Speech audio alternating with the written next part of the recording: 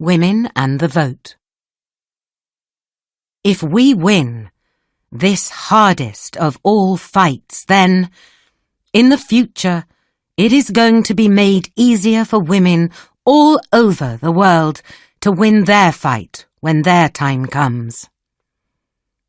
Emmeline Pankhurst, 1858 to 1928. The fight for the vote was one of the greatest fights that women have had. It started in the 19th century and continued into the 20th century. In the 1890s, parts of New Zealand and Australia were the first places to give women the vote. The first country in Europe to allow women to vote was Finland, which was then part of Russia. Finland also had the world's first women members of parliament, MPs, in 1907. After Finland came Norway, which gave the vote to women in 1913. Denmark followed in 1915. In the United Kingdom, the vote did not come until 1918. The fight for votes there was led by some very brave women. The most famous is a woman called Emmeline Pankhurst. She was the leader of the suffragettes, the name of a group of women who fought for the vote. Emmeline was born in 1858 in Manchester, in the north of England. Her father had a small business, and they lived in a large house. Both her mother and her father believed in women's rights.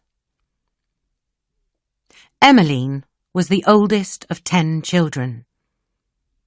She was very intelligent and could read when she was 3 years old. In Emmeline's time, girls were not given a very good education. They learned things they needed for family life, like how to cook. But Emmeline's mother and father had money. When she was older, they paid for her to go to a women's school in Paris. When she came back 5 years later, at 20 years old, she could speak good French and knew how to cook. But she also knew chemistry. In 1879, Emmeline married a lawyer called Richard Pankhurst. Richard also believed in the vote for women. He wrote some laws in 1870 and 1882 that allowed women to keep their money or houses after they married. Emmeline and Richard had 5 children between 1880 and 1889. Emmeline and Richard believed in the same ideas. When he died in 1898, Emmeline was very sad. In 1889, Emmeline started the Women's Franchise League, which fought for married women to vote in elections. In 1903, she helped to start the Women's Social and Political Union, WSPU, which became famous. They believed in doing things, not only saying words. The WSPU were the first suffragettes. Emmeline's daughters, Christabel and Sylvia, were also suffragettes. In Britain, politicians, the newspapers, and the people were very surprised by what the suffragettes did. The women walked in the streets and broke windows. They burned buildings. When they were put in prison, they did not eat. In 1913, a suffragette called Emily Davison was killed when she threw herself under the King's horse at a famous horse race. She did this because the government would not give women the right to vote. The suffragettes said, "Emily died for women." Emmeline was a very good speaker.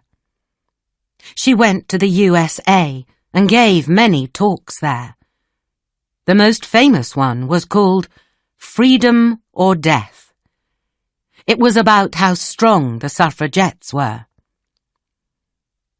Emmeline talked about "We women of England."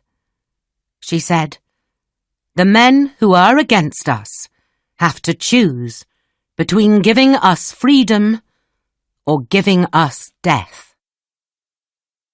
Some people did not like what the suffragettes were doing, but Emmeline and the other women knew that they had to do something. They couldn't just talk about things. Emmeline, like many of the suffragettes, was put in prison many times. From 1908 to 1909, she was in prison 3 times. From 1912 to 1913, she was in prison 12 times. She was very brave, and she knew that women had to win this fight. She even stopped eating. Sometimes the police forced her to eat, which was very painful. Sometimes the suffragettes almost died from not eating, but still they continued to fight. At times, the suffragettes also chained themselves outside 10 Downing Street, where the British Prime Minister lives, shouting, "Votes for women!" There were also some men who fought for a woman's right to vote. 2 examples were Members of Parliament Keir Hardie and George Lansbury, who both agreed with the suffragettes. Winston Churchill, who later became Prime Minister, started his career against the vote for women, but later he agreed with it. Maybe this was because his wife, Clementine, agreed with it. In 1918, women over 30 got the vote after many years of fighting. Emmeline died on the 14th of June, 1928, at the age of 69. On the 2nd of July, 1928, women were given equal voting rights with men. They could vote at the age of 21. Emmeline did not live to see it. In 1999, Time magazine called Emmeline Pankhurst one of the 100 most important people of the 20th century. They wrote that she changed society very much. What about today? In the 20th century, women in many countries fought for the vote and got it. Little by little, women have got the vote in almost every country in the world. Years that the vote was given to all women in a selection of countries. 1893, New Zealand. 1906, Finland. 1913, Norway. 1915, Denmark. 1917, Russia. 1918, Austria, Germany, Poland. 1919, Netherlands, Sweden. 1920, USA. 1922, Ireland. 1928, Britain. 1929, Ecuador. 1930, Turkey. 1931, Spain. 1944, France. 1945, Italy. 1947, Argentina. 1949, China. 1950, India. 1953, Mexico. 1954, Colombia. 1957, Malaysia, Zimbabwe. 1960, Canada. Some women were given the vote in 1918, but Asian and indigenous women were excluded from voting at that time. 1962, Algeria. 1962, Australia. Some women were given the vote in 1902, but indigenous women were excluded from voting until 1962. 1963, Iran, Morocco. 1964, Libya. 1971, Switzerland. 1974, Jordan. 1976, Portugal. 1989, Namibia. 1990, Samoa. 1993, Moldova. 1994, South Africa. From 1930, only white women were allowed to vote. 1994, Kazakhstan. 2005, Kuwait. 2006, United Arab Emirates. 2011, Saudi Arabia.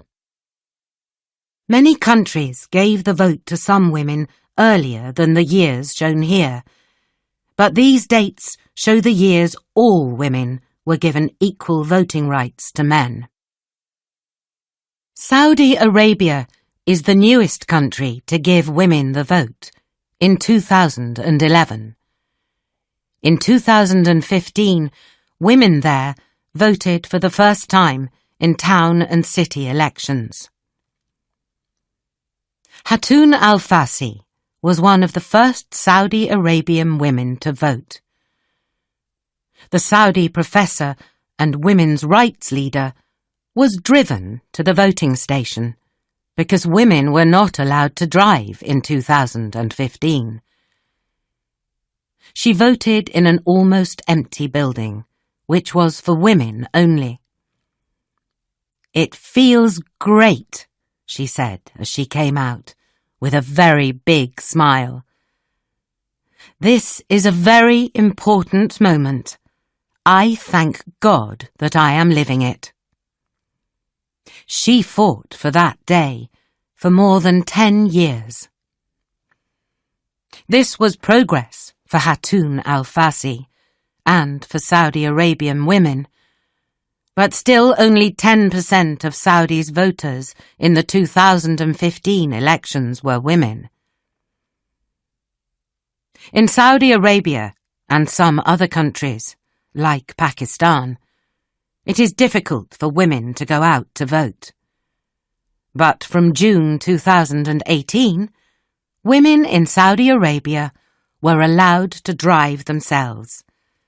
This may mean that higher numbers of women will vote in the future.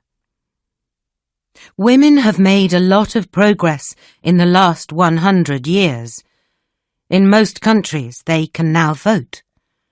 This is thanks to brave women like Emmeline Pankhurst and Hatun al-Fassi, who fought so hard and won.